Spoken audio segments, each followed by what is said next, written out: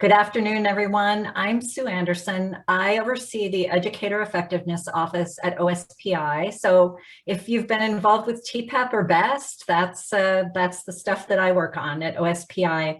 I'm so delighted to have you here today in our leadership lab with Dr. Adeyemi Stembridge and with a variety of teachers, coaches, and district and school administrators who've been working with him over the past 2+ years, most of them in residency situations.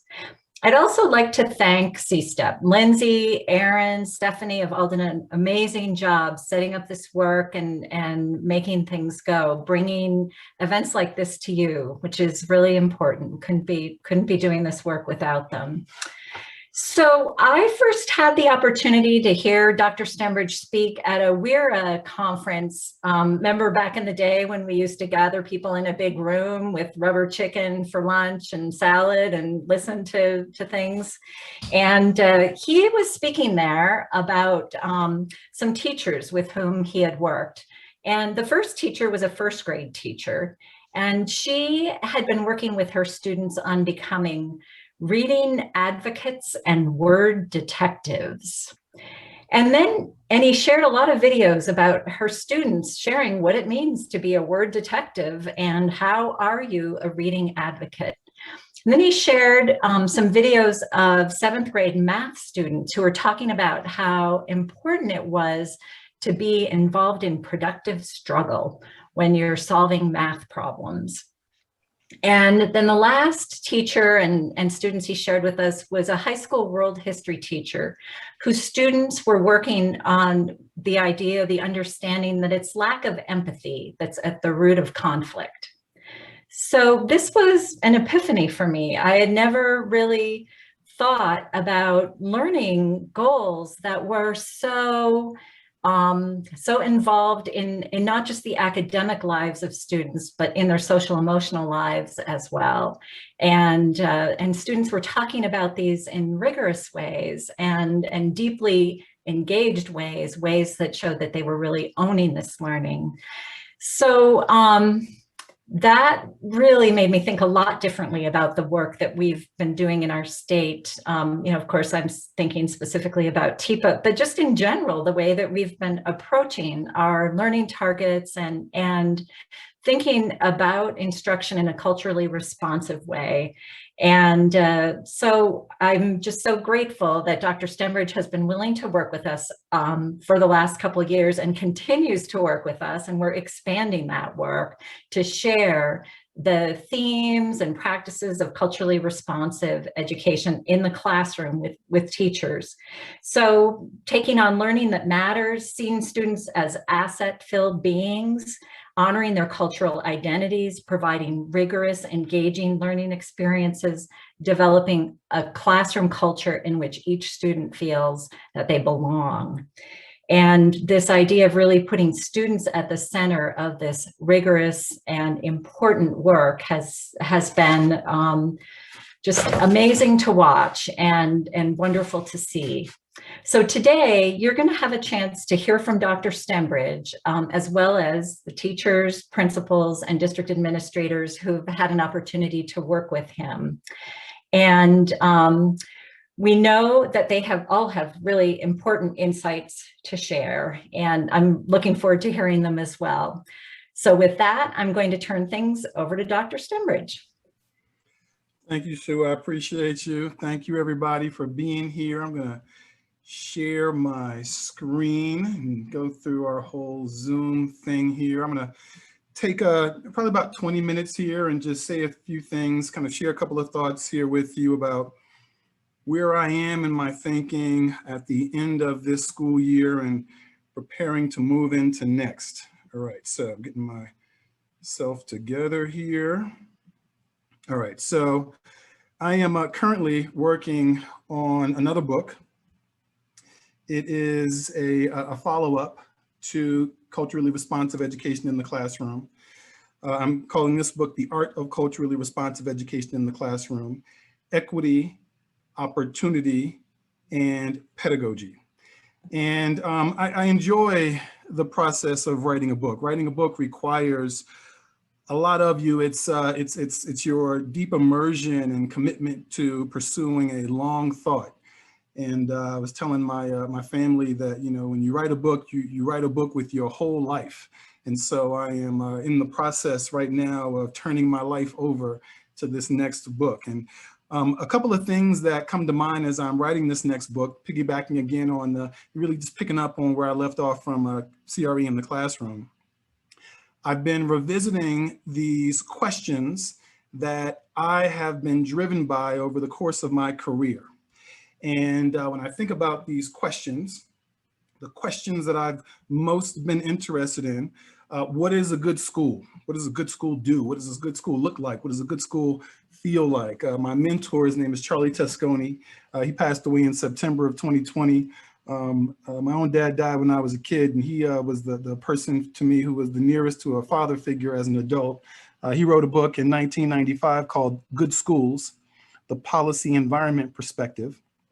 And so that book, among others, really got me thinking about, you know, what are these building blocks of a good school? And then I began my career, of course, as a high school English teacher. And so I've always been curious about what is it that master teachers do. And I've since evolved my language from master to brilliance. I think of brilliance as a more dynamic and realistic expectation for teaching in the classroom. Mastery implies that there's a mountaintop that you can reach. And what I think is more accurate is that brilliant teachers view their career-long craft as something more like a marathon.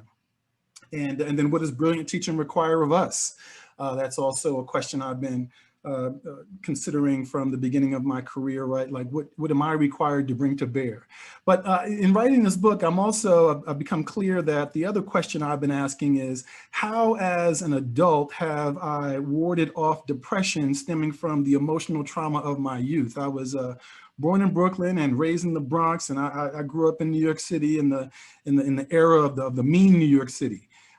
You know, where, you know, there was a lot of dangers that were lurking for young people like myself. And as an adult, I had to figure out how was I going to develop tools to address some of the residual trauma from my younger life. As a matter of fact, I'm a reader, so a lot of my work is defined by what I've read. One of the most important books that I ever read was Jonathan Kozol's Savage Inequalities. Right, a lot of people should know about this book. This was the book that really made me decide to pursue teaching. I said I wanted to be a part of that world that Kozol described. But my two favorite Kozol books are Amazing Grace and Ordinary Resurrections. Amazing Grace and Ordinary Resurrections. And these are my two favorite books because he writes about a church in the South Bronx, in the Mott Haven neighborhood of the Bronx. And Mott Haven is the neighborhood that's right next to Bronx River, where I grew up. Mott Haven, when I was growing up, was the poorest congressional district in the country.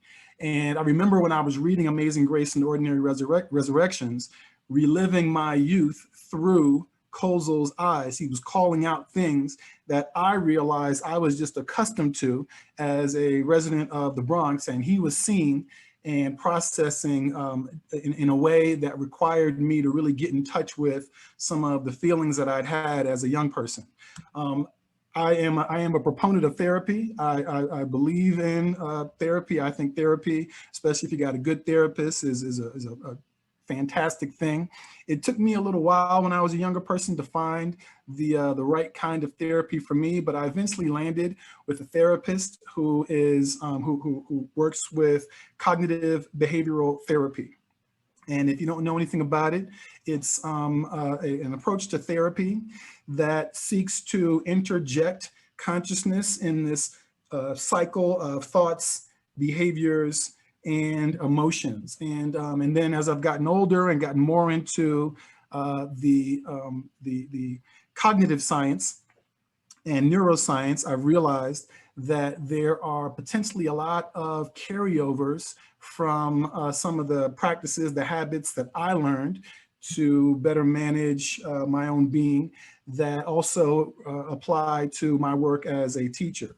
My second favorite cognitive scientist is named Lisa Feldman Barrett. She's got a book out right now called 7.5 Lessons About the Brain, which I highly recommend. I recently saw her on a podcast. She said, the best available evidence is that your brain is constantly cultivating your past for the purposes of predicting your future, which will become your present.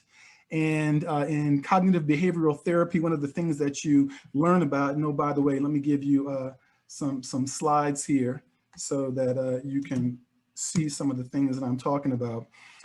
In cognitive behavioral therapy, one of the things that you learn are to recognize these thought loops, these thought patterns that recur in your cognitive processing. And again, right, what I took away from CBT was that what you want to do is you want to try to create a little bit of space between you and your thinking, because sometimes you need to just simply interject a harmful thought loop with a statement of, that's not true.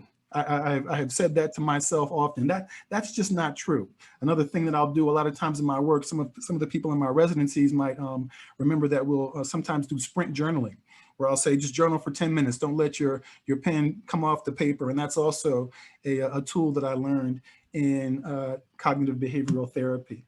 The goal of cognitive behavioral therapy in the methodological sense is to really own this understanding that skilled thinking, which meets epistemological demands, regardless of the vested interest or ideological commitments of the thinker. And so by epistemology, right, I'm talking about the theory of knowledge, how we come to discern what is true for us and separate beliefs from opinions. It's the way of getting a clearer hold on our mental world so that we are less susceptible to, again, unproductive storylines that we might tell ourselves.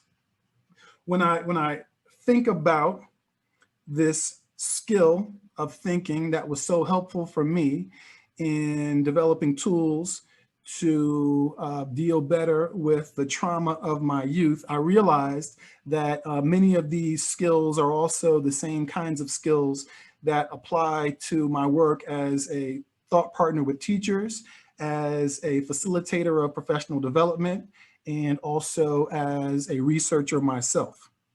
And so for me, being a good researcher, and part of what I ask teachers to do is to think of themselves much more like think of their work as a kind of participant research project, right? We got to be paying attention to what we're doing so that we can discern data from our classroom and from our students' work to better be able to develop the kinds of engaging learning experiences that really work for our kids. So I came to realize in writing this book, right, like how significant my own experience with cognitive behavioral therapy was in shaping my research lens. And so that brings me back to the questions about what is a good school and what is it that brilliant teachers do and what do brilliant teachers require of us. I'd have to say that I think that one of the things that I do well as a researcher is that I am willing to abandon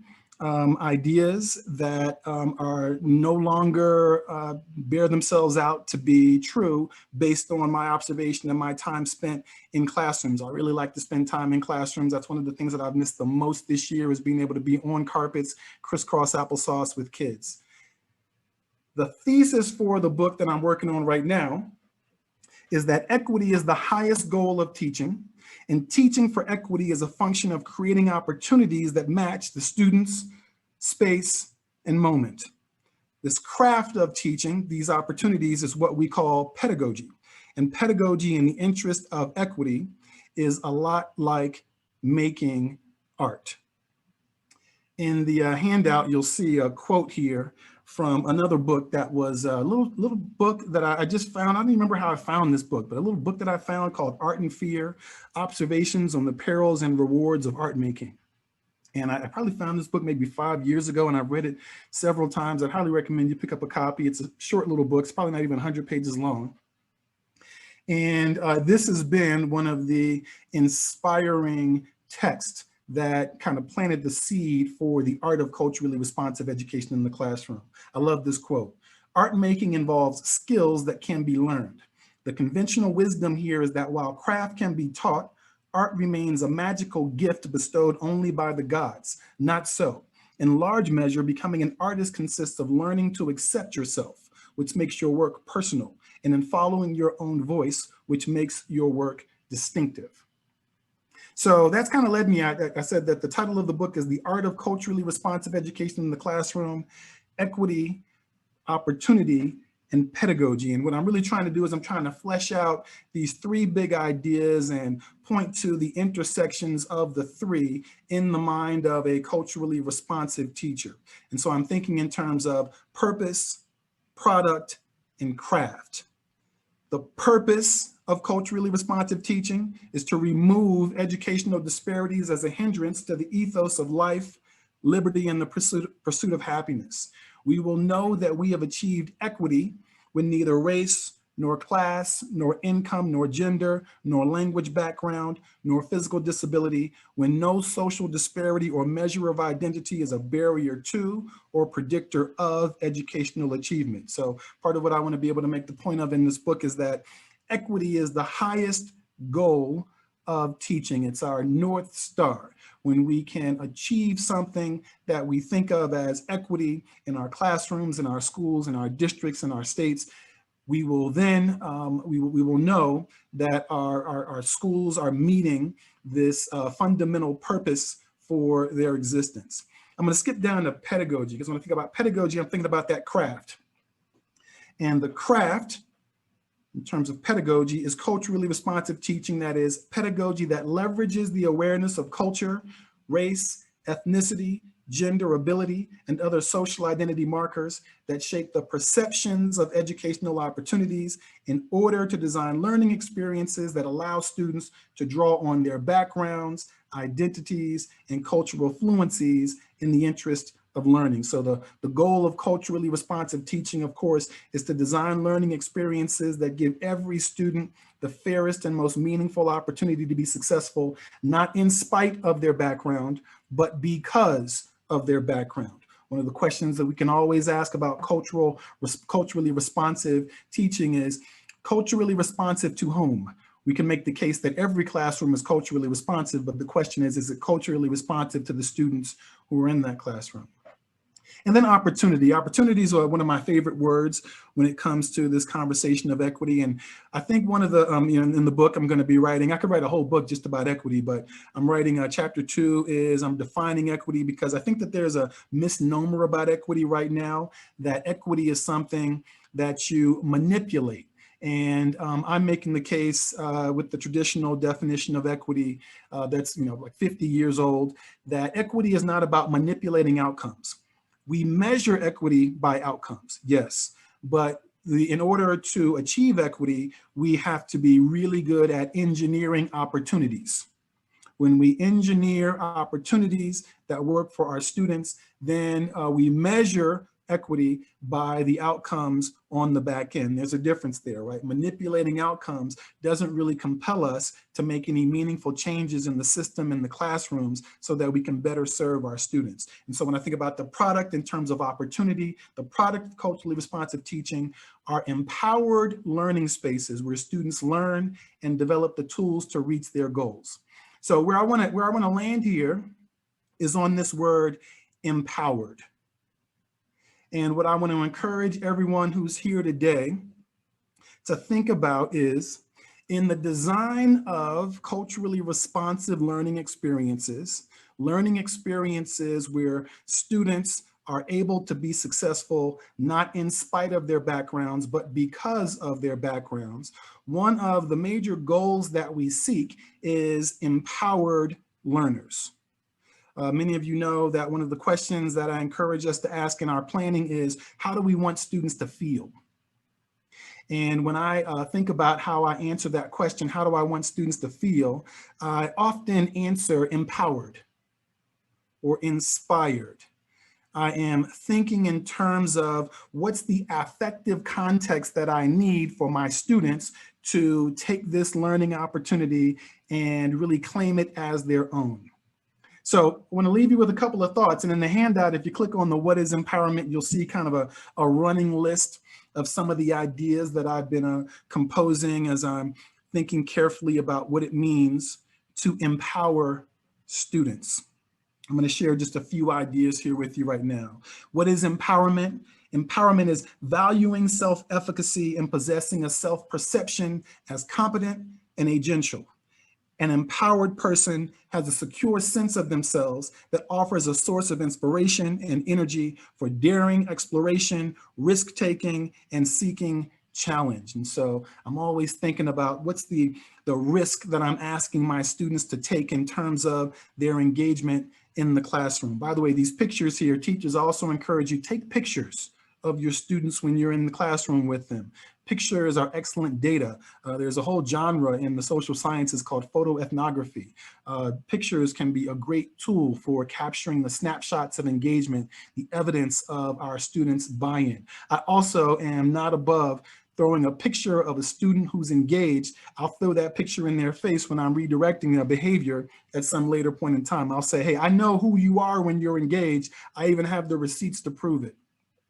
What is empowerment? Abiding by a high epistemological standard, and generally does not shy away from incidents that may prove a held belief to be false. Fallibility in ideas and viewpoints is an accepted fact of life. The empowered student can go beyond subjectivity and self-interest, giving themselves over to the situation and embracing critique as opportunities to grow. So I think of empowerment in my learners as the willingness to course correct when they come across information, data that disconfirms a previously held thought. There's no honor in doubling down on an idea that has proven to be flawed or when better ideas are available to us. What is empowerment? The capacity for cognitive and emotional empathy so that students can get along well with people from very different backgrounds and cultures and express their ideas in ways that other people will understand them. Skillful thinking that demonstrates the commitment to entertain multiple viewpoints sympathetically and to assess them with the same intellectual standards without reference to one's own feelings or vested interests or the feelings or vested interests of one's friends, community, or nation. So I think of empowered learning as being able to disconnect yourself from the self-centeredness of most of our thinking. Truly empowered thinking has a capacity for empathy, cognitive empathy, and emotional empathy. What is empowerment? An empowered individual acknowledges social and material reality. This includes an acknowledgement of all aspects involved, people, places, times, and interaction according to one's goals or intentions. The empowered person is able to think pragmatically and values the knowledge of lived experience tempered by reason and situational observation. Thus, lived experience is understood as an aspect of fair-minded critical thinking, not its replacement. In other words, the empowered person knows that feeling a certain way does not necessarily reflect actual circumstances. One of the great advantages that we have as educators is this social and material reality that we cannot disconnect from. I love theory. And yet for us, we are able to recognize when theory fails to live up to the promises of practice. Our practice, our ability to serve our students it supersedes our commitment to theoretical dispositions. And then what is empowerment? Optimism, tempered by realistic pessimism.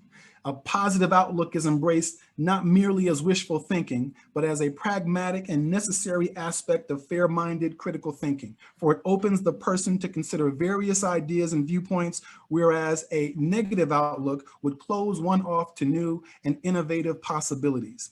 An integrity and a place to stand that situates students as agents in the world in a way that will allow them to bring to the world what the world needs to be a better place. My grandfather used to tell me that optimism is the highest form of wisdom, and I'm not asking for an insincere kind of, toxic positivity, as the term goes, but a healthy dose of optimism is required to sustain resilience. If we don't have a kind of belief that there is something positive, something that we can pull off that will be good and true, then there can be less motivation for continuing to stay engaged when we are challenged by difficult circumstances. So as I turn this over, what I'm encouraging you all to think about today and going forward is, in the design of your learning experiences, as you are continuing to think about what it means to be a culturally responsive educator, think of a product of your culturally responsive teaching as empowered students. The extent to which we can empower our students to own the learning space, to fully commit to the risk-taking that we're asking them to engage in order to stretch their parameters for their knowing. An empowered learner is, I would argue, an indicator of a culturally responsive classroom. So again, I'd ask you to think about that as a product. So I'm super excited to be here. I have so much appreciation for CSTEP and for Sue and for my partners at OSPI. Thank you very much. And all the teachers that I got to work with. There's several teachers here who I got to plan with, and I got to virtually poke my head in their classroom. So I'm going to be bouncing around in the rooms and very anxious to hear what you all have to say. So thank you very much. And let's try and have a little fun here while we learn. Thank you so much, Yemi. I am just taking so many notes, and I actually hear you speak quite often, and it always brings up new ideas. So I really appreciate everything that you have shared with us. Moving on in our plan for today. So today is a leadership lab. Leadership labs are something that CSTEP and OSPI have been doing for a few years. And basically, they're designed to share information about practices, strategies, and ideas in a discussion format that participants can contextualize for their setting to support and grow those practices that improve a wide range of outcomes for students and educators in their district. For me, I kind of find it one of those formalized things teachers always do, where we're looking at what's going on next door. And I saw those copies come out. What are you doing? And so, that beg, steal, borrow, learn from one another that I know is ingrained in every educator's heart. So in a moment, we're going to hear from a panel of educators who all went through a residency model with Yemi, Dr. Stembridge. And what they did was they came together with him and they read his book and talked about culturally responsive education. He went through with them his 6 themes of culturally responsive education, and then he coached some of them through planning with equity in mind and using some of his promising practices. And so what they're going to share with us is how this residency experience changed their practice. And so we can think about what are the little pieces we can take away to start to put these into our own educational structures. So a little bit of housekeeping, just make sure your devices are muted as we go through the panel discussion. Our chat is open, so you can put some questions in there. We won't be taking questions from the participants to the panelists during this time, but we are going to have you be in some role-alike breakout sessions later if you have those follow-up questions, but don't be afraid to put them in the chat so that we can be aware of those. We are recording this. We're going to post it online. We will share it as well back with you guys. If you have any technical issues, we do have Erin Marswick here. You can contact her.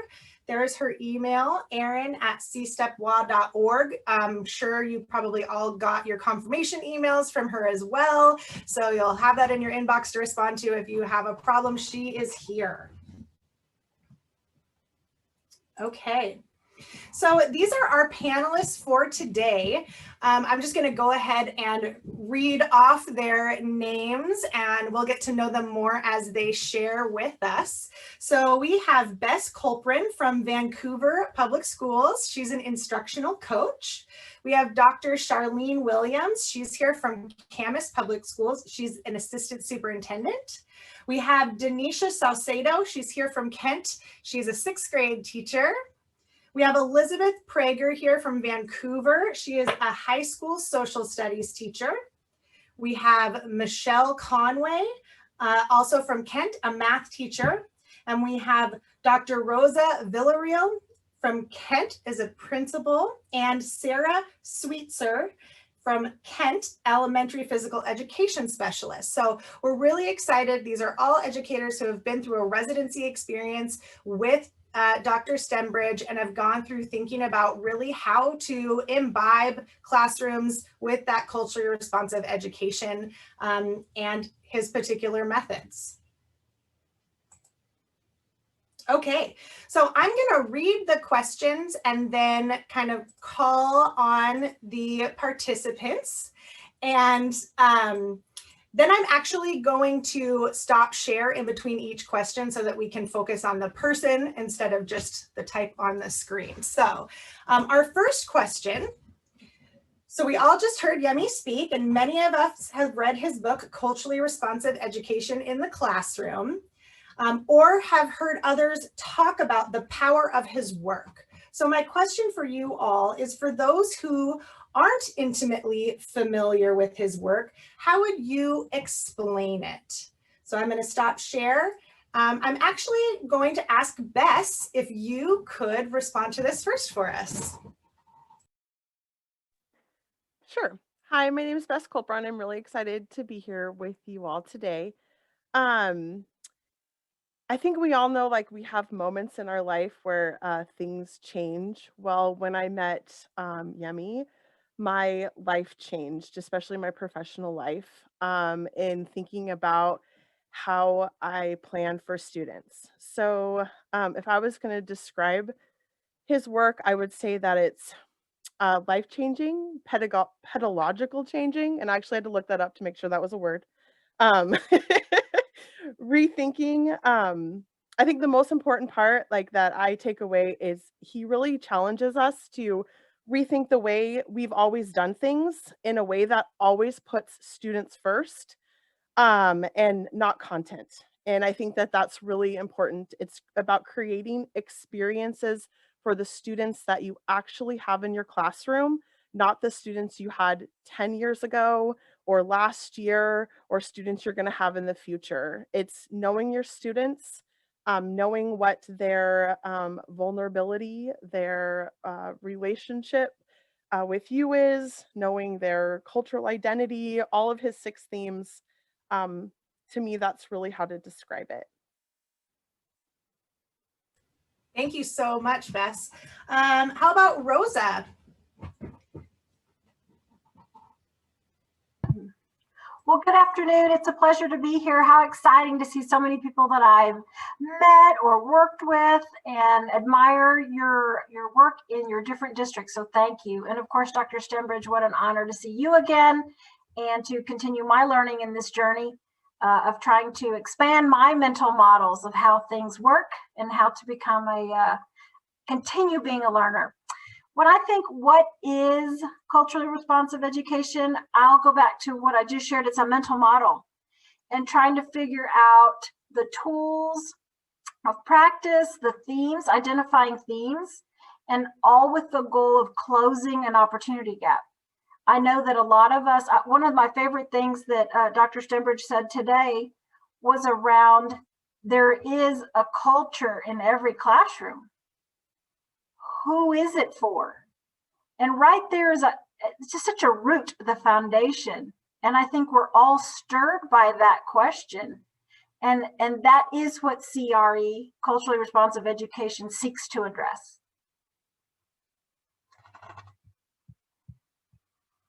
Great, thank you so much. And Charlene, would you please share with us? I'd love to, and like everyone else, just really excited to be here and see some familiar faces, to see Dr. Stembridge again, always learning.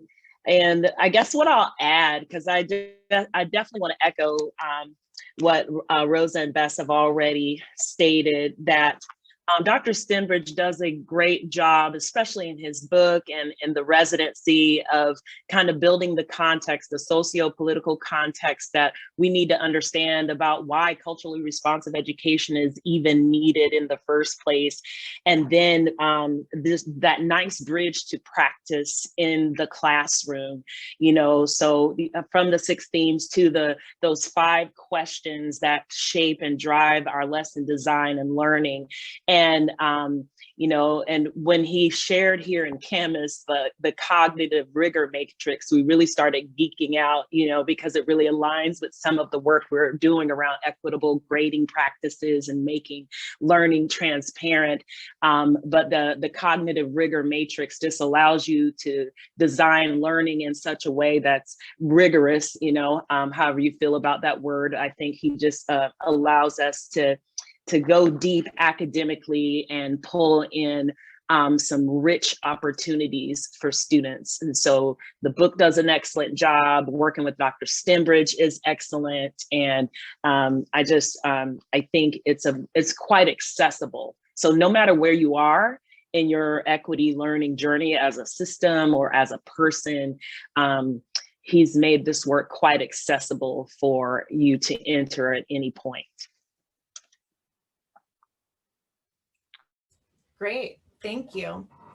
I did have the panelists pre-sign up for questions, but if there's anyone that didn't sign up but feels like they want to share something before we move on. All right.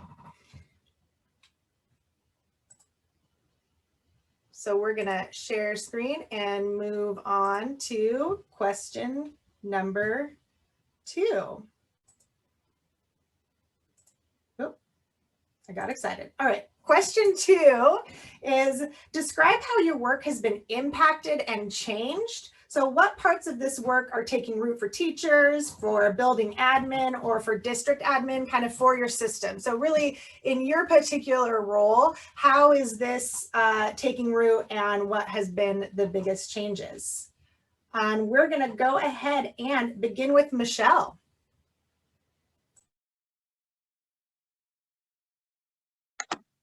Thank you. I'm so excited to be here. I have to say that I was very, very fortunate that I got to spend time with Yemi and planning. And let me say that this has totally, completely changed how I plan. It has totally impacted my students, and the fact that my student engagement was strong anyway, and in this wonderful environment, it is increasing. I have students that have kind of not said much. A lot of them stayed remote, so they're still quiet, but they're engaged. They're now participating. It opened up opportunities for them to be successful, which was amazing as it's growing. I have to say that it has changed tremendously in that. One of my biggest changes and realization that my aha moment was looking at that cognitive rigor matrix and looking at what the standard and comparing it with the standard, and finding out that I can utilize their culture, their understandings, our classroom culture, everything out of that, and I can apply all that. And the rigor in our lessons are now higher than what the standard is. And so here I have a classroom that is a huge classroom of ELL students. And so for them to, to have that kind of, they're at various levels in their English understanding, but yet they're scoring, or they're demonstrating, because I always say is that I get to teach you the standard, you got to show me how they want, but the way they're demonstrating it is different within each kid, which gives a wonderful opportunity as they're working together in this environment. They're still doing their breakout rooms. So in this wonderful hybrid remote deal. So that is the thing. And then I also teach core math. These are the kids that tend to be, everybody goes, oh, they're core, they're not going to make it, they're not going to make it, they're not going to make it. And my kids are making it. My kids are beginning to understand and beginning to feel good about math, which is huge because math is usually that one thing. I'm also been given an opportunity to share this thinking. I started working with some paras and teaching them or showing them and bringing culture and equity to the forefront with them. And so I'm really excited about being able to take it forward. And then as hopefully it continues to grow within our building and within our district. So I'm excited. Can you tell?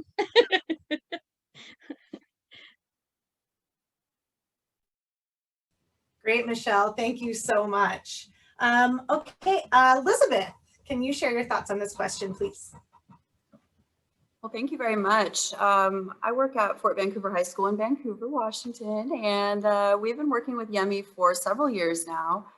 We teach a vastly diverse population. We have over 40 languages represented, very much an urban school now, and so this work is absolutely essential.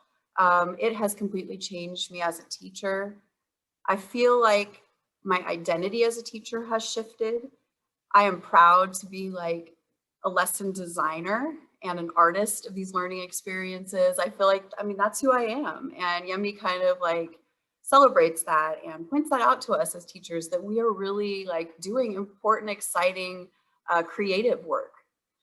And I learned that we just have to be ourselves and like show students that we really love our subjects, our topics, and that they can trust us, that we're carefully designing these learning experiences with access points for our students where they can make connections and that they can be part of each one of these lesson designs and this hard, difficult, challenging thinking that we might be asking them to do. As was mentioned before, like I always thought I was designing engaging lessons, but I'd have those few students who would distract or find a way to, you know, disengage. And with CRE, like that's been erased. I have gotten on many occasions to 100% engagement or close, and that's like that sweet spot as a teacher. And so I think that's part of what this work does. It is changing the culture of our school. We're starting to spread this work, and we're doing that by training teachers as coaches, mentors, to do the residency model that Yemi's done with us, but instead to leave that at the school level. And so I'm excited to be part of that group and to learn those strategies to kind of help guide other educators through this process. That is really exciting, Elizabeth. Thank you so much. Denisha. Okay, I won't tell Yemi again how amazing he is, right? Because everybody keeps doing that. He's probably like, stop it. But I will tell you that I'm one of those teachers that I tell my students all the time, like, if I want you to come back, right? Because they're like, when are you going to retire? I'm like, really? Like they, you know, they ask me this question, you're not leaving, right? You're not, you know, or whatever it is, like, how long do you have to retire? And I'm like, as soon as I think I know it all, that's when I got to go. So I always tell my students, you have permission to come back and tell me when, oh, Mrs. Saucedo, you think you know it all, it's time for you to go. So all of my students have permission to come back because they all come back and visit. Well, maybe not during COVID, right? But they come back and they visit, and I said, tell me, if you hear me thinking I know it all, I'm done, right? So I enjoyed sitting through this CR training. It was, or the residency, it was amazing. And I think how it impacted me was the thought of, and I think Dr. Stembridge mentioned earlier, the idea of asking students how they feel. I think, you know, I pride myself in asking those challenging questions. I pride myself in the engagement that I have with my students. But what I didn't understand is that sometimes those engaging questions can engage them, but maybe you could engage them in another way. Like you can actually deepen their thinking and their process and make them take away something that's more impactful for the future. And that's the piece that I took away was, I think of that about that dream exercise, right? You know, 3 to 5 years from now, my students will. And I'm like, yeah, right? And I actually had the opportunity we did this with our students. You know, we asked them in 3 to 5 years from now, what will you still, right? And so taking that away, just recently did WATAC conference with Lindsay, right? We asked an entire room of adults 3 to 5 years from now, you know, thank you for allowing us to do that activity, Dr. Stembridge. And then just asking like the students, what do they want? What do they feel? Every assignment, right? I'm like, how'd you feel about that? And you know, the answers that you get switch. They do, because, you know, there was at one point where I was showing a picture and I was asking, what do you see?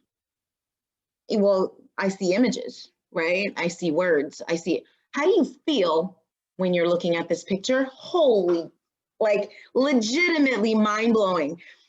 Well, I see pain, I see struggle. It's like, whoa, whoa, whoa, whoa here.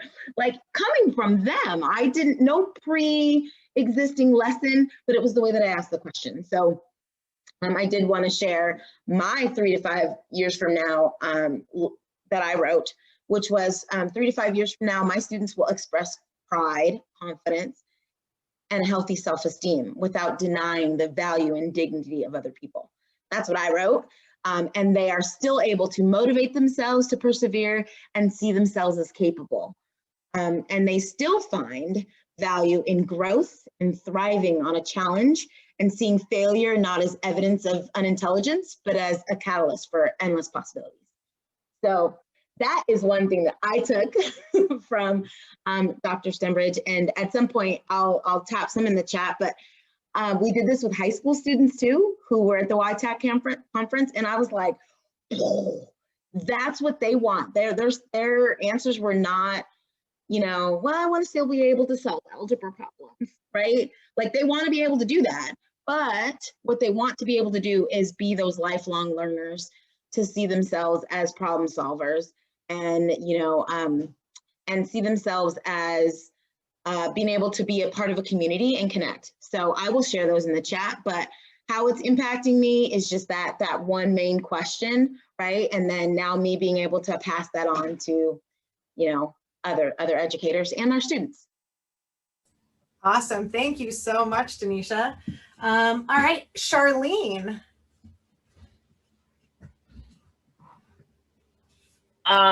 First of all, I'm just going to admit that I'm a little jealous because I think other people on this call have been with Dr. Stembridge longer. We got to meet with him this spring, and so we're still a little early in our journey with him. But in terms of how our work has been impacted, like I've mentioned before and others have mentioned, you know, definitely just the practical nature of the questions and the cognitive rigor matrix. And I believe his work, just based on comments, and so I'm gonna go through some things that I remember hearing from teachers and people participating, just the coherence that it brings to the work. And so no matter, again, what your particular instructional model you may have in your system or that you're working through, it allows you to have a frame that lays gently over so that you can ask these questions through a culturally responsive lens, especially, you know, the one that Denisha just so eloquently described about how do we want students to feel. Such a powerful question, because often we know, you know, it's what do we want them to know and be able to do and all of those things, and to dig a little bit deeper around how do we want them to leave and feeling and being when they leave our classrooms. So love that piece.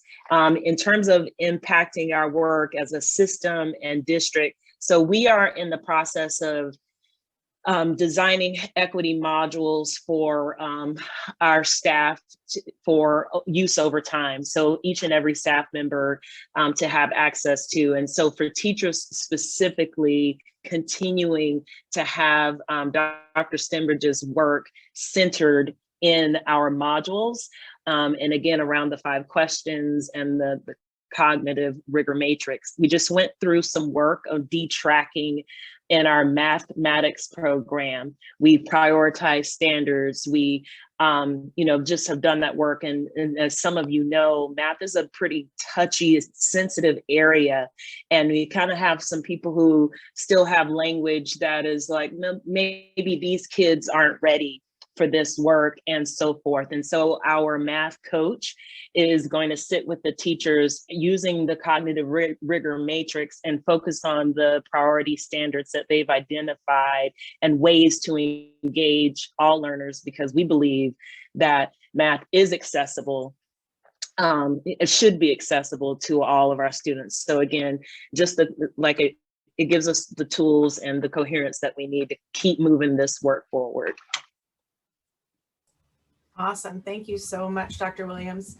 All right, Sarah, we'd love to hear from you. What has taken root? I'm Sarah. I teach elementary PE. And so I signed up for this class because there's a lot of classes for PE, but I have always struggled with the rigor part for my PE. And so I nervously signed up to agree to do the video with Yummy, and it was really great to go through the process. And I still have what I went over and what I dreamed for my students as 3 to 5 years for them. I have it. I want students to acquire the knowledge and possess the skills needed to engage in meaningful and health enhancing lifetime physical activity. So I wanted them to lead an active lifestyle in a range of short and long-term goals. And I want them to find something they really enjoy. So my class is not just for the athletic gifted, it's for everybody. And so when I met with him, then I was able to get the cognitive rigor matrix, and it was for physical education. So I was very excited about that. And I'm actually renewing my national boards. And it talks about I know right now, I'm working on that right now. And so it goes over that too, but that's an area that I've always had a challenge. Now that is like my big area I'm working on. And when I did my first lesson with the students, it was online with the kids, in the 60 minutes, and it went really great. But now I'm back to teaching live children, and it's very interesting because I'm only outside. So I went from the computer, now I'm outside, no technology. So my brain's kind of had a moment of, how do I do this again? It's coming back. And but I had to videotape myself again for my national board. So I was like, okay, well, what can I do outside, but still question some rigor? And I went back to what we went over, that I want them to be active for 60 minutes. And then I had read a research article about what's happened for students over the past year. And it's like 83% of students are not getting at least 60 minutes of activity a day. So I'm like, okay, what activity maybe can we do that will encourage them to be active, that they could do at home and still be socially distanced? So I went with Frisbee because I have this giant grass field. So we were doing that. But then at the end of the lesson, I have some little, which I used in the first lesson. It was different levels of fitness, like breathing level and heart health level, and has little pictures. And so the big question I asked them, can 2 students be at different levels doing the same activity? And one of my students, yeah, he came up with the answer. I was just so ecstatic. It was just like, yeah, stamina. I'm like, well, why? So I kept asking more questions, and he was like, well, it depends if they're getting their 60 minutes in a day or if a student's not, so they could be doing the same. So I was just very excited that they made the connection I was trying to give them. And I only see them 30 minutes at a time. So it's like trying to get a lot in their brain in the short amount of time. So the questions that I could ask before I do lessons is very helpful now. And I'm just beginning to start doing that. So I'm thankful for that. And I have to say hello to Beth out there. I don't know if she remembers me, but like 19 years ago, she hired me. So I'm still here.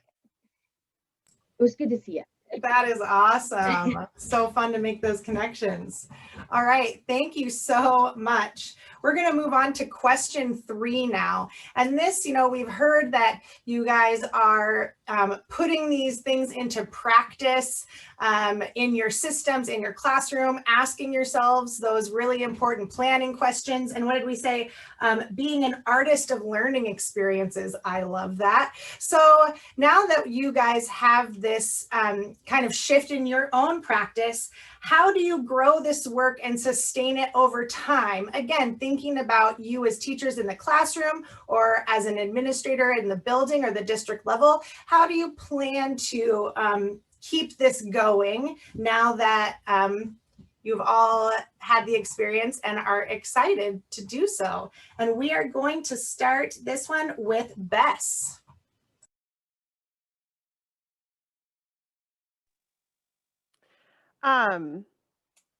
So this question for me kind of built off the previous question, and my position is a little bit different. So my perspective is coming from how do I sustain this work in terms of providing opportunities for teachers? How do I coach teachers for creating opportunities for their students?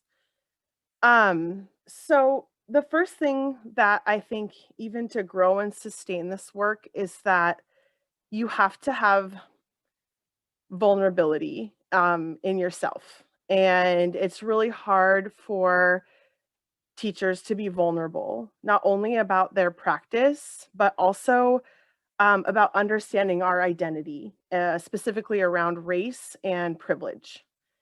And my journey, so my experience, my journey with my own race started about 7 years ago, and Yemi came into, well, I met Yemi probably about 3 or 4 years ago. And it was at a time when I was comfortable in being vulnerable when talking about race, specifically my race. And so I came at it from a different perspective than some of our teacher groups who were just starting to have conversations, if at all, acknowledging that our race and our privilege impacts our own classroom. So I think that that's the key component in growing it. And part of that is having conversations, having uncomfortable conversations, talking about that, all of the stuff that Yemi does such an amazing job of laying the foundation for. And then after that happens, then the onion layers start coming off people, in my experience, and they're more open. And you have conversations about how, well, that's how it was when I was growing up, but that's not how it is for these students. So let's talk about what theme I'm going to use to reach the students that are hard to reach. And it really changes the conversation around this to the students, but not in a negative way. You're looking at it all from a positive lens. And I also had the opportunity to work with a teacher who really made the planning process applicable in her practice. And so what we've done is we've taken what she did. She built a scope and sequence. And some of you have already spoken about the importance of the dream exercise, and where we felt we had to start for the buildings that I've been working with is the whole concept of the big idea, because big ideas are way different than a unit plan about butterflies, for example.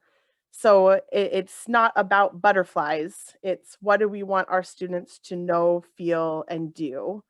And having teachers being able to let go of that idea that we're not just planning for content, we're planning for experiences, feelings, and really pieces to help prepare students for being members of society or being members of learning groups. And then taking that scope and sequence and building a unit plan using the dream exercise. And that's, to me, if you don't have that vulnerability and you don't have that openness of willing to admit that I need to change my practice, not because I was a horrible teacher, but because it's my favorite. When you know better, you do better. And when you know better, you can't unsee it. And that's what I think it takes to sustain it over time. And I will say that COVID has thrown a gigantic wrench in all of this. And we were so far along, and now we are back to where we're having a hard time and having to come back to the drawing board. So. Thank you so much, Bess. We're going to stick with our teachers for just a few more minutes with this question. And so we're going to go with Elizabeth next. Well, similar to what Bess said, I think we just have to be willing to really take that honest look at our own biases as public school educators. And then in that same token, it's really important to have administrators that are willing to support your school on that journey of focusing on this work and evaluating, being vulnerable, as was mentioned, so that we can really think about how that impacts our students and the way we present our content for them. We've been lucky, I think, in Vancouver that we've had a lot of support around that. But one thing we've also done is to look for ways to encourage our student voices to be part of that work. So can you find student groups who are willing to speak to your staff about the importance of this type of lesson design and learning experience, how it impacts them as students, how tackling sensitive subjects through the CRE planning methods really are, enhancing their student experience. I think our students want a genuine time in school, and if we are not discussing the topics that they see going on around them because we're uncomfortable with it, we are certainly doing them a disservice, and they know it's a fraud. That is not our job. We have to tackle them even when they're difficult topics. And so I feel like CRE kind of gives us like the scaffold, the avenue to do that work, almost a little bit of a safety net there to plan and to be able to present those topics for our students. This is the right work. We have to do it. And I feel like it's just very important to find ways within your own system in your school and district that you can sustain it over time. So as I mentioned, we're kind of extending our residency model so that we are growing that and getting teachers who are willing to lead that residency model with other educators. That is awesome. Thank you, Elizabeth. Denisha. Well, I just want to echo what Bess and Elizabeth already said, but I think to sustain this work, you really have to just embrace your inner student, right? We ask our students to come in and learn every day, and if we're not willing to come in and learn every day, we shouldn't be there. And I just had a conversation today with one of my students. He said, "Where do we go for recess today?" And I said, "I don't know. We have a kid in my class who has the map memorized, right?" And I was like, and I looked over at her and I was like, "Remember, so where are we at?" And she was like, "I wasn't here yesterday, but I know it's here." And then he goes, "Why don't you know? You're the teacher." And I said, "Oh my gosh, let's talk about why. Because you can know more than a teacher." And he's like, "What?" And I'm like, "Yeah, teachers know some things, but they don't know everything." And then I may have started telling him, if a teacher tells you to know everything, they're not telling you the truth, And it got to be an interesting conversation, but he was just like shocked that I was saying that somebody in our class in 6th grade knew more about something than I did. And I said, "You get to go to recess every day. You're the recess expert. Like, you teach me." And so that's, to sustain this work, you have to be learners. You absolutely have to be. And I want to pull a quote out of the book where Yemi said, you have to view teaching as learning and a journey, not a destination, right? And so it's not a point. I'm not trying to get kids to a specific destination. I'm trying to give them skills to keep going, right? I'm trying to give them opportunities to bridge forward. I'm like helping them clear the paths per se, but I'm not making the path for them. I'm not deciding like exactly everything you do. And that's why I don't even like the word teacher, to be honest. And people say, you're a teacher. I'm like, just a lifelong learner, kind of there to help kids, help them guide. I don't know. I like the idea of a coach. I'm also a basketball coach, right? And so like coaching them to get in their path where they want to be. So to sustain this work, you have to be honest. And I'm sorry guys, but teachers, we're not honest. We tend to like, what? I said 2 + 2 is 4. Like that is the rule. No. But what if they figured out, well, I have 2 + 2, but really I have 1 + 1 + 1. You know what I mean? Like they have other ways, and we have to be okay with being wrong, and you have to be open, and you have to be honest, and you have to start telling yourself that there's a problem, right? Because if I don't know there's a problem, I'm not going to try and fix it. And a lot of times we choose to ignore that.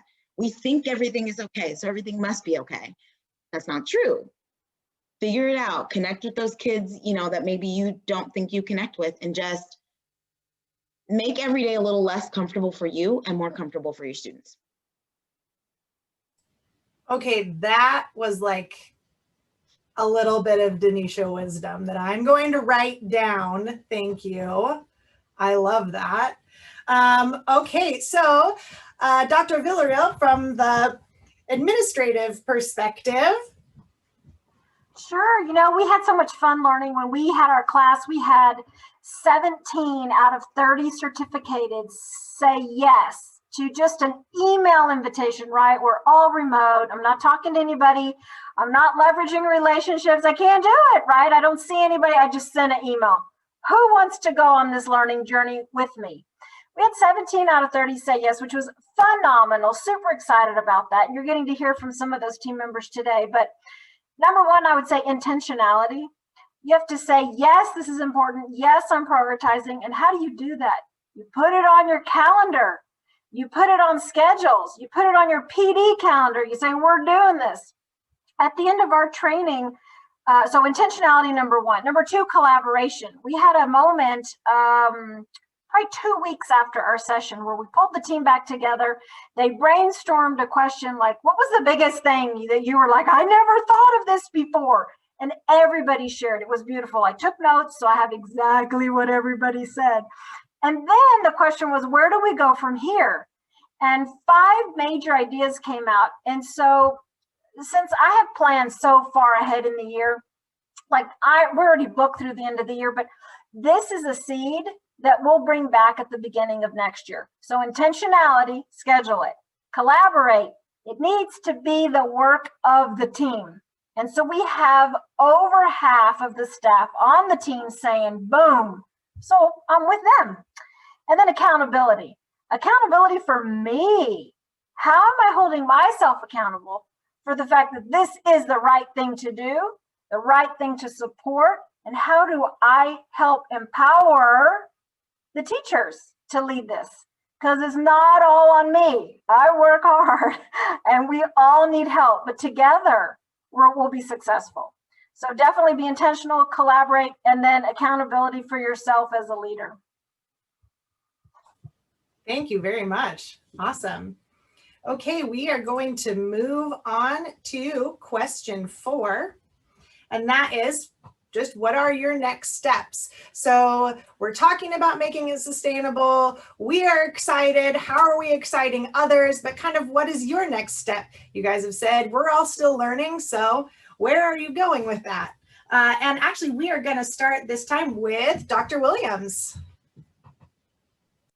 Oh, fun. Okay, so to Rosa's point about calendaring and those kinds of things, and I mentioned that we're actually collaborating with teachers and parents, and we're using student voice to develop our equity modules. And our first 4 are for all staff, and our 5th one is our culturally responsive education module, which is where they are going to go through Dr. Stembridge's book with the help of the school building equity team.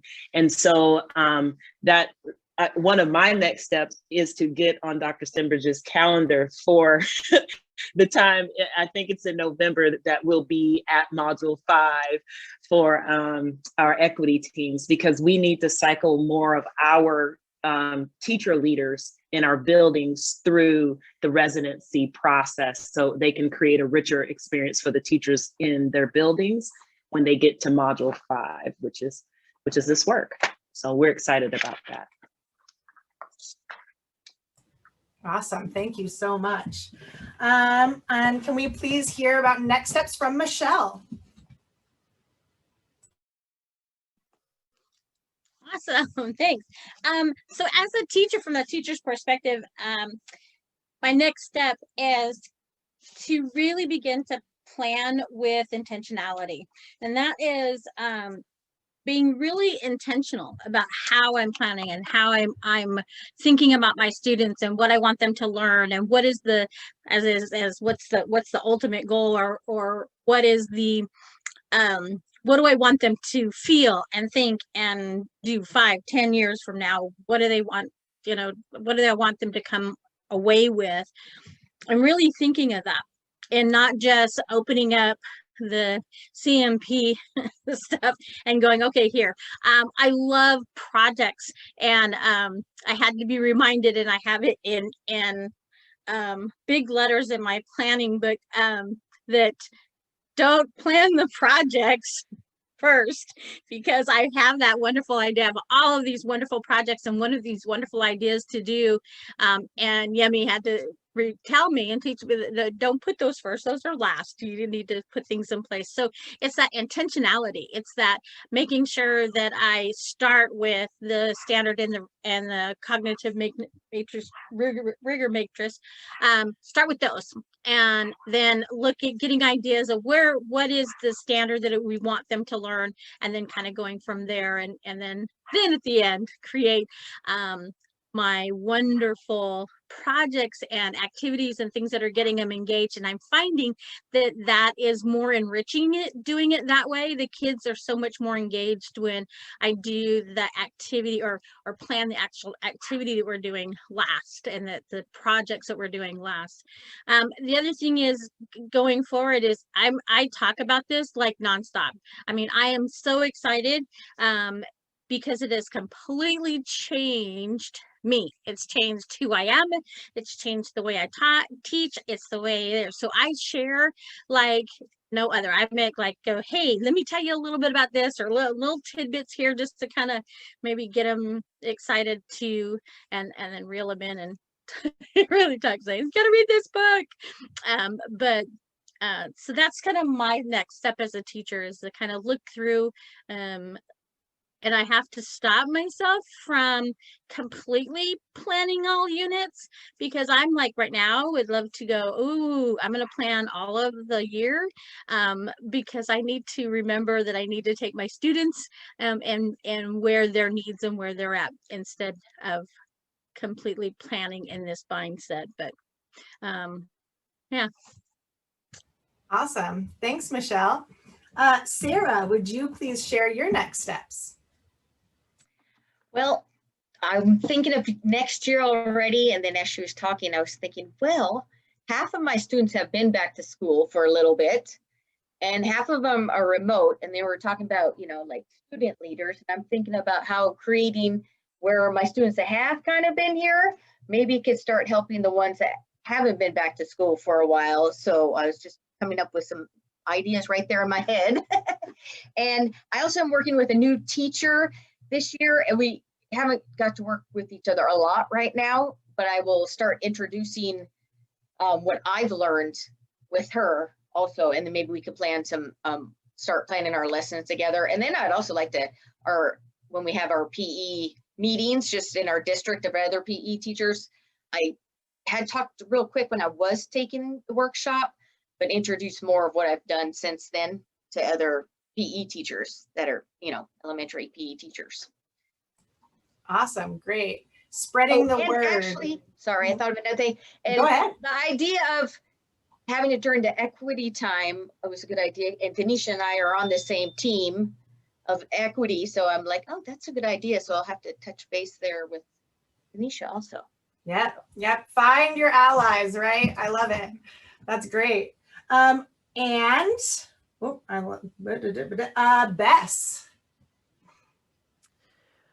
Well, our next steps, or my next steps, is I am really excited to see Yemi's second book. Like, I've been waiting for that book. I'm really excited about it. But really, our district, each building got to work this year with Yemi for 6 hours. And we had some scheduling snafus, but when we met with him to brainstorm what we were going to do for the first 3 hours, our whole goal was, our next steps were to make teaching fun again, to remind teachers what it's like to have students back in the classroom, to get to work on things together, to communicate, to interact. So that was really what our next steps are.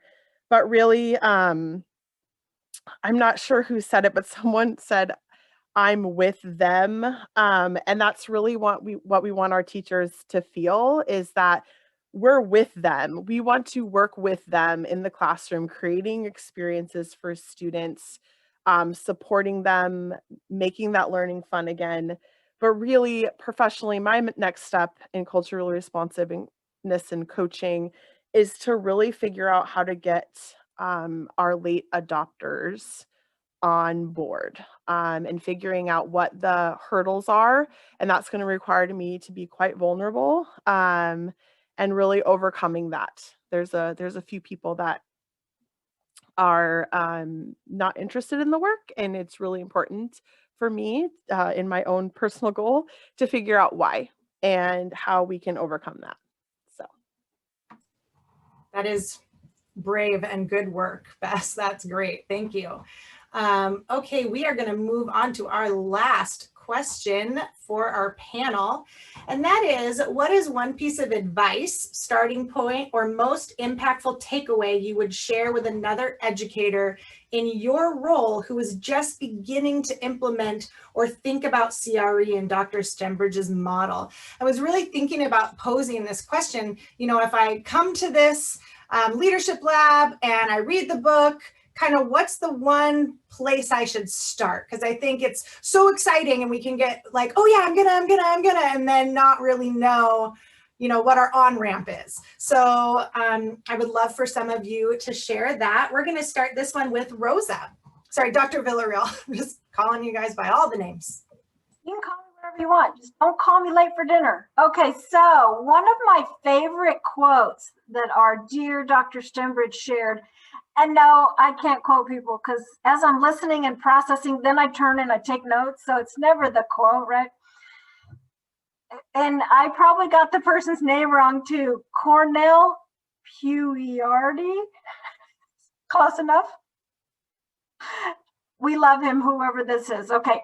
One of the reasons Indian children experience difficulty in schools is that educators traditionally have attempted to insert culture into education instead of education into culture. And to me, that is the foundation, a starting point. If you can get that, that for me was like my boom. Oh my gosh, I have always done this wrong. And right there, it was just the pulling it open, let's go. And so I share that because I believe some of the conversation around that was about, you can't really disentangle someone's culture and who they are and the feelings they have. You can't pull all that apart. And to start this work, it's really looking at each person and really caring enough to look and listen and learn before you teach and tell. And so the beauty of that is almost so simplistic yet worldly complex. And I think that's where I'm going to circle back to the idea of craft. That's why the craft is so important. And I find beauty in that. And that's why watching a teacher in action is a beautiful thing. And so that's my quote, or my kind of quote that I would share as a starting point or a point of advice that resonated with me deeply. Thank you so much. That's a really important idea. Thank you. And Denisha. How can I go after Rosa? That was a perfect quote. Like, it's okay. It's all right. I love being in the same room with my teammates, and Rosa is my esteemed principal leader. So I get the opportunity to share these conversations. So yes, that was definitely one of my favorite quotes, and I actually wrote that one down, but you did way better than I did. So I would have butchered that awful. I just, honestly, this is a mindset. It's a mindset. And so if I were to give just a little piece of advice, I would say, work on your mindset. You know, think about it, watch what you're saying. You know, I've caught myself, right? Nobody's perfect. And so when you're looking out for mindsets switch, it really does impact. Watch yourself in your daily life too, not just in your classroom, because it's not just the face you put on for your students, but it's the way that you live your life. And so when you open his book, you need to be careful and not just read it at face value, but really read it as an opportunity to take in, like, into your personal life, because I think that too will impact your students. And so don't try everything, right? There's so much greatness, but I think just like our students, if we tried to teach them kindergarten through 5th grade standards in 1 year, it wouldn't work, right? This is the reason why we have strands of learning, and even sometimes just trying to get those whole year 6th grade standards is like, what? But we work on it anyway. So just your mindset, and really think. I'm not asking, and we already live and breathe teaching, so please don't think that I'm saying like, go home and be a teacher all that. Well, we are, but I mean, just think about your personal life, who you surround yourself with, and just watch yourself a little bit and just kind of see, am I connecting to what he's saying? And then how can I bring that into the classroom? Awesome, great. All right, and we actually are going to come full circle back to Bess, and that will be the last of our panel answers before we move on. I'm going to stick with a starting point, and I've already mentioned it before, but if you are working with staff and implementing it from like a building level or a district level, I really recommend talking about big ideas, and not just with your staff, but with parents and with students. And Denisha, I think you talked about that earlier, and you had all those amazing quotes from students. I think that is so important because that influences your thoughts. But the big ideas is really what changed, and most of the people that are doing this work in the classroom. It was that concept of the big idea that really changed the mindset of intentional planning and moving forward with being culturally responsive in the classroom. That's my advice. That is awesome. Thank you so much. Thank you to the panel. Big, I don't know, we can clap, we can do whatever. You could do a shout out, and people can hear you in your house and wonder why you're screaming, it works. And we are actually going to go ahead and take a break so that we can work toward putting you guys into your role alike. This made me laugh, not only because I think we should get up and dance, we've been sitting a long time, but if you've done a residency with Dr. Stembridge, he often plays music during the breaks that makes you want to dance. So break or dance time, that's what you got.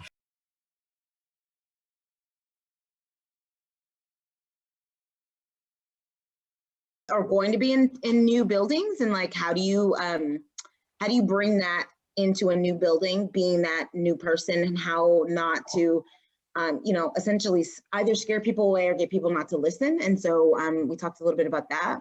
And with that being said, we also wondered about how we pass the word about Dr. Stembridge and get everyone yemified. I think that was the word that we I love it. And so yemification, and if I'm saying that right, I learned a new vocabulary word today. So again, so I guess if CSTEP has connections There needs to be a vaccine for that. Yes, love it.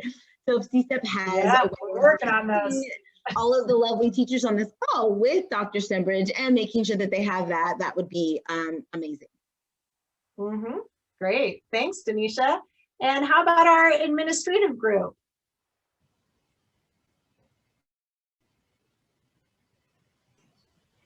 I think any one of us could report out. I'll build on the yamification bandwagon. We did not use that term, but we were talking about, you know, how, but how do we spread this throughout a system? And Sue actually had this analogy of, you know, looking at our teachers kind of as green dots and red dots, teachers who have had the training versus red dots, teachers who haven't had the training, and that making a set of assumptions about them when in fact, teachers really learn from each other. They're sharing, they're exchanging ideas all the time. And how can we create cultures in our buildings so that these ideas spread? And to not assume necessarily that if teachers haven't been involved in these workshops just yet, that they are not necessarily engaged in good practice. You know, this work can be affirming for some teachers as well as transforming for some teachers. And how do we design opportunities so that we can meet the needs of the various range of needs in our staff? And that starting with us as leaders, you know, how do we model that? We need to be present. And we need to demonstrate some of the same practices that we're asking teachers to demonstrate. And if we're working with building leaders or as building leaders, doing that same level of modeling. What else, administrator group? You spoke well.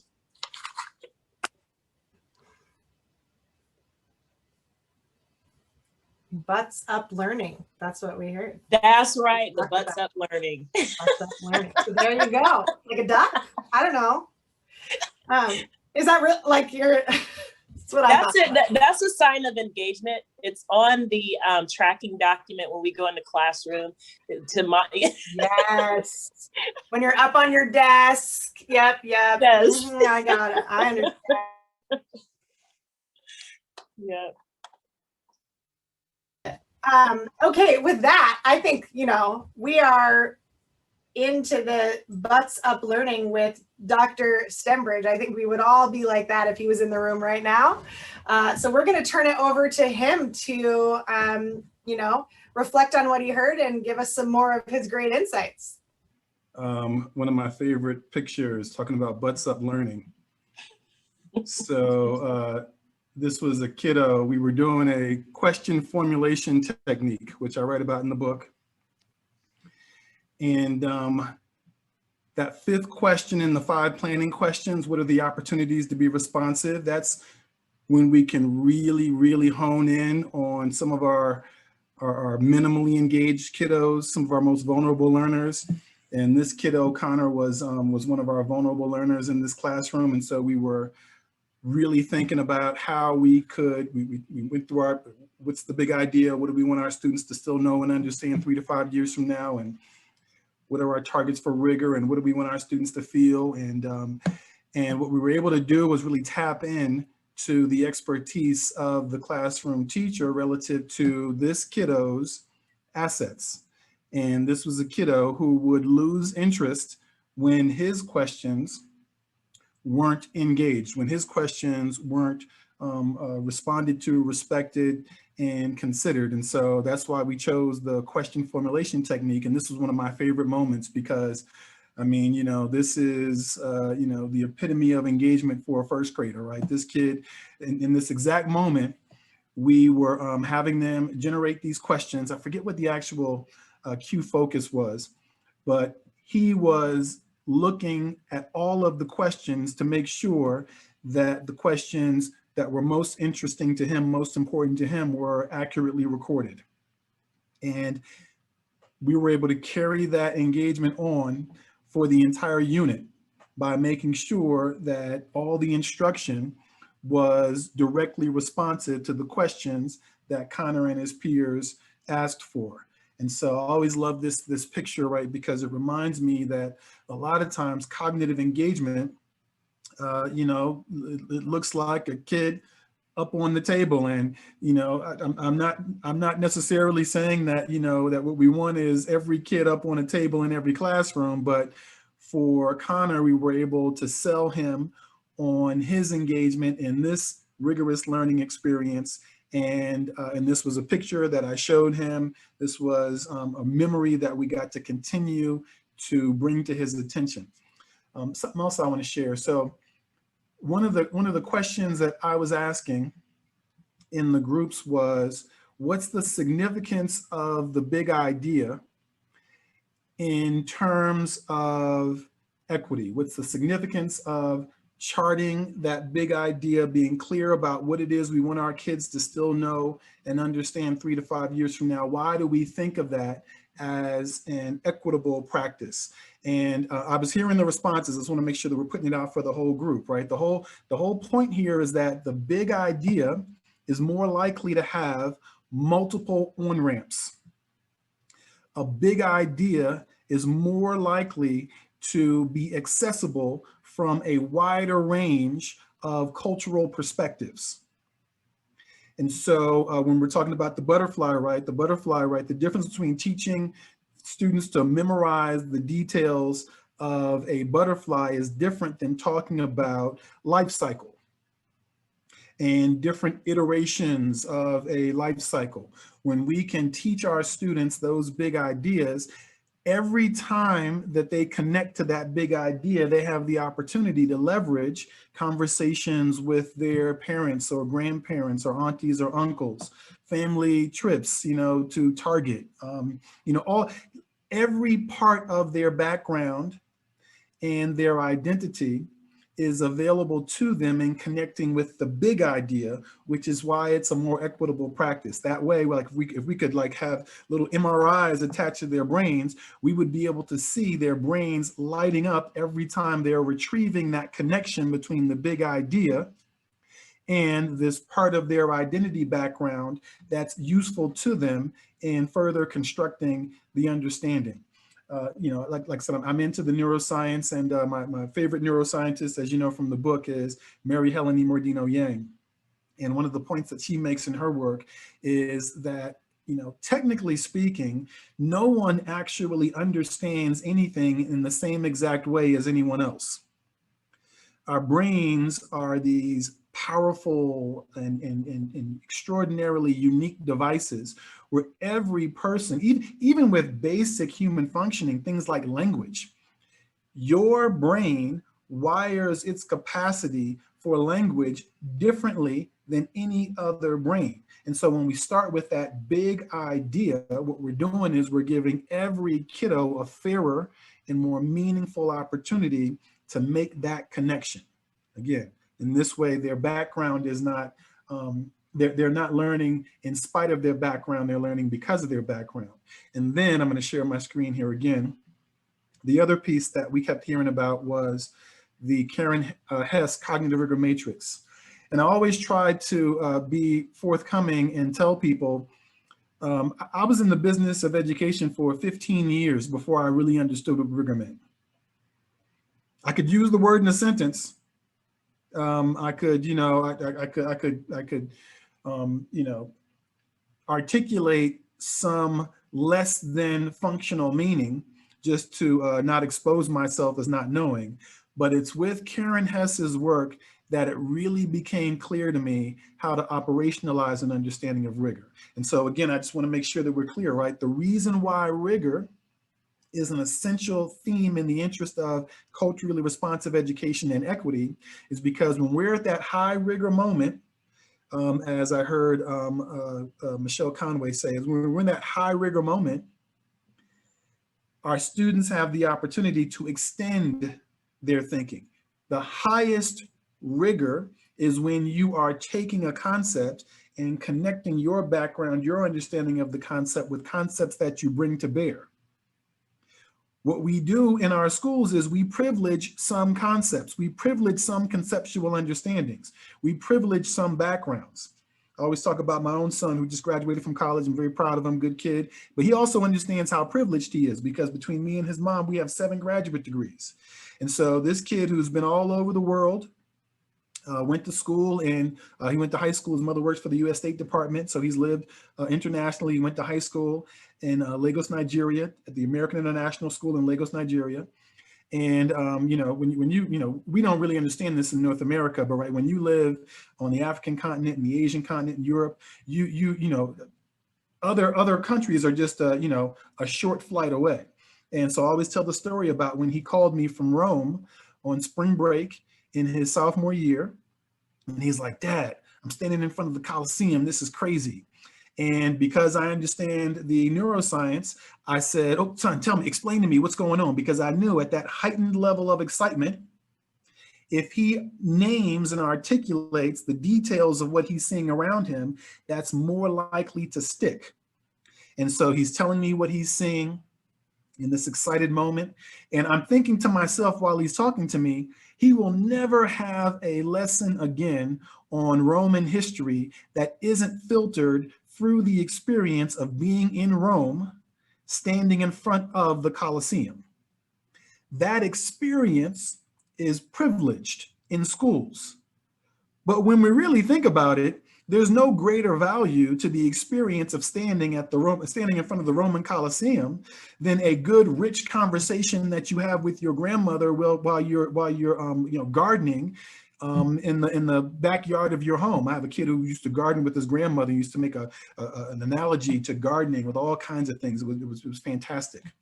So when we are thinking about the big idea, and we're clear about those targets for rigor, and as I heard Michelle Conway saying in her group, when we can plan to get to those high rigor moments early, what we're doing is we're creating a fairer landscape for all kids to draw on their backgrounds and their identities and their experiences in the interest of making those conceptual connections. And then the thing that just gets me super excited is that when I can do that, then I learn more about who they are as cultural beings. Because I work in classrooms where you have 10, 15 or more different racial or ethnic or lingual groups represented in the classroom. It's impossible to be an expert on all the different identity groups in the classroom. But if I can set the learning experiences up this way, then I learn from my students about their cultural fluencies and the connections, and I'm better than at being able to facilitate the learning opportunities for students thereafter. So those are a couple of the big connections that I wanted to make. I think that we wanted to save a little bit of time for some questions. Is that right, Lindsay? Yes, absolutely. So we are just going to open it up for questions. If you have any for Dr. Stembridge or any of the panelists that maybe you didn't get to see in your small group, you can unmute or raise your hand or raise your hand in real life. We will try to grab all of that in one way or another. What are you still wondering?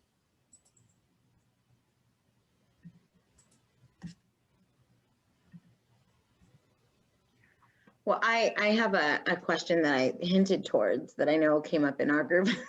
And we were talking a little bit about that idea of that new teacher and just how to, you know, connect and how to make that difference. And I wonder from you, Dr. Stembridge, because I know we answered the question, but I'd like to hear that from you. Like, what might be your suggestion for those that are new teachers or old teachers that are trying to convince other teachers who may not be about the work or not see that something is, you know, that something is great in front of them. They may not want to listen. And so I kind of went that angle because I know even as, you know, those of us that have been teaching forever that maybe someone might still respect, they may not still listen. And so what are your thoughts? So, you know, yeah, teachers are my tribe. Teachers are the people that I most admire and appreciate. I got a little bit of love for bosses too, but, you know, but it's mostly teachers. And here's the thing about teachers. even in my experience, the most reluctant teachers are willing to evolve their practice. And this is, I used to get upset about this, but this is just the truth. They're willing to evolve their practice if you are showing something to them that they can believe will make their life easier as a teacher. Even I can make a connection back here to critical race theory. We're talking a lot about critical race theory right now. And one of the critical race theory, for those of you who are not familiar, it's not a new idea. It's an idea that's, like 30 years old. Began as a legal theory. Essentially, it's a theory like like modernism, like feminism, like it's a tool that you use to interpret a text. And what critical race theory says is that it's important to isolate race in order to be able to discern the meaning of an event. Derek Bell is one of the kind of earliest kind of thinkers in critical race theory. And one of the things he talked about was entrance convergence. And he talked about how the United States was more inclined to take steps forward in the interest of racial justice when it was in to the benefit of the federal government to do so, right? And so when the United States was getting a bad reputation around the world for its treatment of Black people, primarily in the 1950s and 60s, entrance convergence was a strategic kind of a point for the architects of the modern civil rights movement to get some of the advances that they wanted. I could also take a side note here. I'm a person who has a profound respect for the leaders of the 1950s and 60s civil rights movement, Bayard Rustin, all these people, right? And so, Parting the Waters by Taylor Branch, these are the anthologies that I love and I study because I think that some of the younger people today don't recognize and realize the great sacrifices and the tremendous strategic genius that these people undertook to change the world. All right, so these are the 3 books from Taylor Branch's anthology that documents the energy and the spirit of the moment. But anyway, I haven't lost track of your question, Denisha. So what I think about is entrance convergence. And so for some of those teachers who were slow to come along, I'm not going to get preachy with them. What I'm going to do is I'm going to try to show them how a culturally responsive mental model, an approach to a more equity-centered approach to teaching will make their lives easier. And, that was, it took me a while to be able to come to terms with that because earlier in my career, I was adamantly opposed to do that. I used to be adamantly opposed to talking about strategies. You might be surprised to know that. Even probably, well, maybe like 12 years ago, I used to tell people I'm not talking about strategies because I would be just frustrated with people who wouldn't be willing to do the hard work of thinking about how you're showing up in the classroom, the effort that you're giving to present yourself as trustworthy to your students. It annoyed me, but then I realized that there are students who need me to try to compel a teacher to be better. And I began to see it as a life and death matter for the students. And so I realized I had to subjugate my own ego to be able to position a teacher to make a connection with the kid. And so what I will often do is I will often just plan a learning experience. And then I'll just do it with a teacher who's reluctant. And I'll do it with their kids.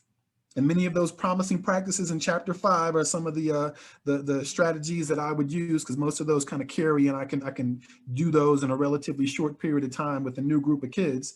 And Denisha, what it comes down to is, as a teacher, it's humbling to see someone come into your room and teach your students more effectively than you have regularly. And when I get that 1 or 2 kids who are engaged, and but no grandstanding, right? I can't grandstand after that. Then the work is, okay, well, what did you see? What was working for students? And oftentimes they see more than I even saw because I don't really know the kids. And so a lot of times I'll go in and I'll think the kid who was like really engaged, I'm like, well, that kid's probably always engaged. And they're like, oh, actually not. No, that kid is not often, that kid is usually not engaged at all. And then I can say, okay, well, what was working for that kid? And then what does that require of us? So, you know, I don't know. It took me a long time to get to this point. But now I'm at the point where I think about that concept of entrance convergence, and I say, okay, I'm not gonna ask you to do this because it's the morally upstanding thing to do, right? I'm suspecting that you're a little bit of a jerk, right? But what I'm gonna do is I'm gonna say, if you do this, it'll make your life easier. You selfish prick. It'll make your life easier, and also I keep that other part. I put that in, and that's the part that I just think, right? And then I say, this will make your days easier, because here's what we all know. If you're struggling with a class full of, you know, third graders, 8-year-olds can be brutal. And if you're not connecting with them and someone comes in and gives you something that can potentially help to make your life a little bit easier, they're more inclined to listen. So, yeah.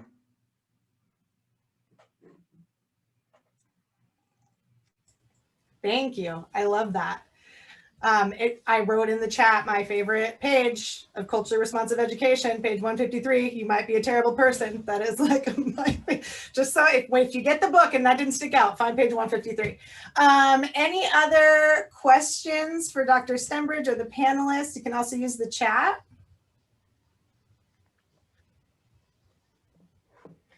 I get emails about that page 153. Yeah, I love it. Oh, Keontae, no. your hand is raised. Yeah, I love it.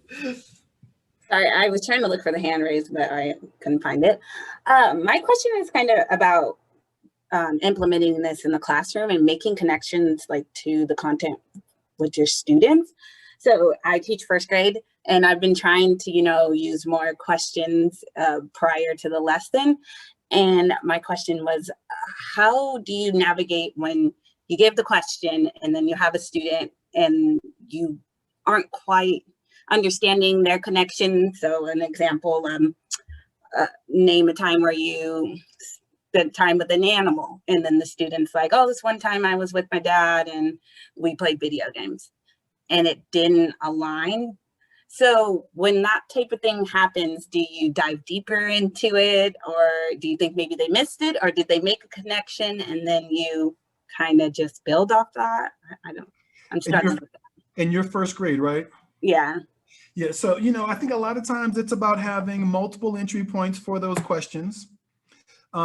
Sue was talking about the video that I showed when I first met her at the WERA conference. And was that 2018 or 2019? That had to be 2018, right? December 2018? Yep, I think it was. Yep. And in that learning experience, it was exactly that. So it's first grade teacher, and she was doing a word detective unit, and which the big idea was not just to use these strategies, right? Because the curriculum said your students will be able to use these 5 strategies: get a running start, you know, does it look right, does it sound right, that makes sense, right? You know, those strategies. And but what Ms. Manzione really wanted her students to know was that these strategies are the tools that word detectives use, and word detectives advocate for themselves.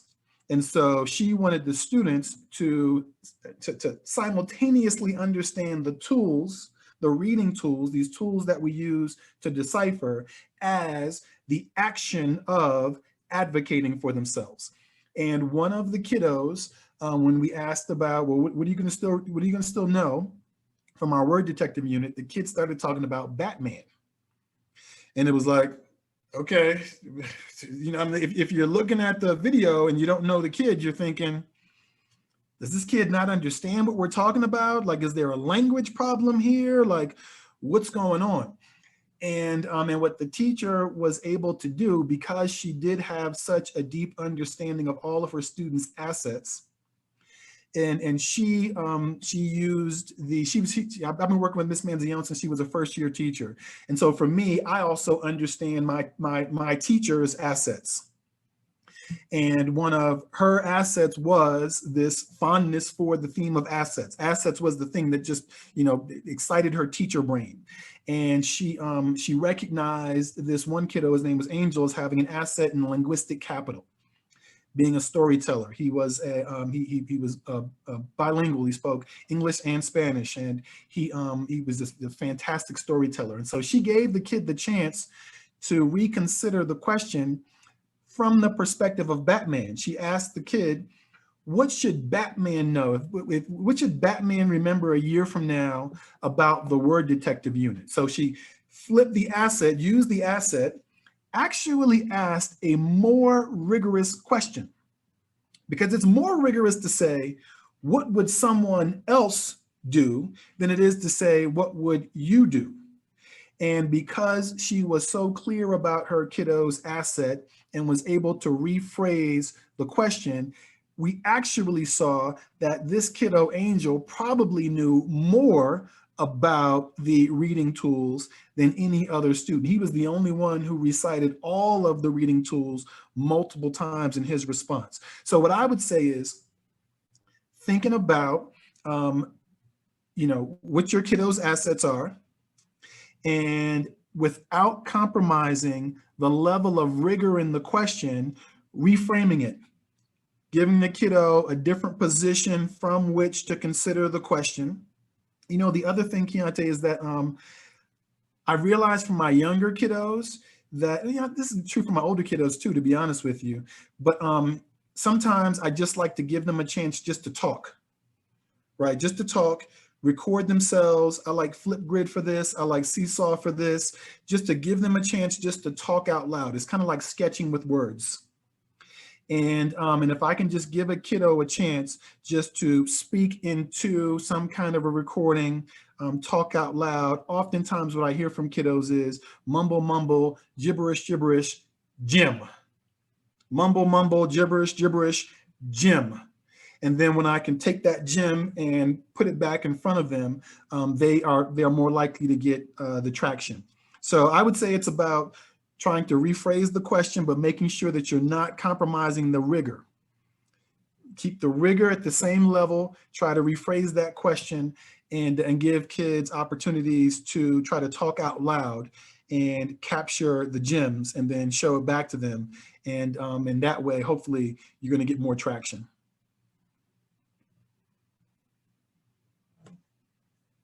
The other thing about that, right, is that these are the opportunities, and listen, teachers, this is the hardest year to be a teacher in the history of the world. So please know that I am not diminishing the task that teachers have this year. I'm teaching a class right now this year, co-teaching a class right now this year. And listen, you know, it's never been as challenging to be a teacher as it is this year.